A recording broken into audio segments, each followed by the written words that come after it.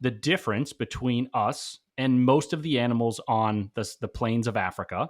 Obviously, there are many different differences, but if we look at the brain, right, what differentiates humans from many other animals is the size of our prefrontal cortex, the part of the brain that is foremost that allows us to think and plan and regulate and all those sorts of things. The prefrontal cortex is a gift and a curse, right? In the sense that, yes, you can plan and you can try to emotionally regulate yourself. You can, think critically and plot for the future and all those sorts of things that make us uniquely human.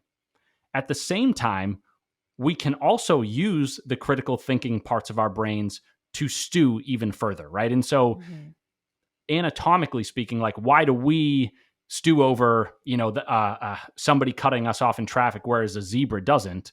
A good amount of it, even though, the sources or the kinds of stressors are different than the ones that a zebra would encounter, a good amount of it is because our brains are different, right? We have that big prefrontal cortex that allows us to chew things over. Within the emotional part of your brain, the limbic system, you've got the fear center of your brain, aka the amygdala. When under stressful circumstances, so that the term that we used already, the acute stress response will start firing, right?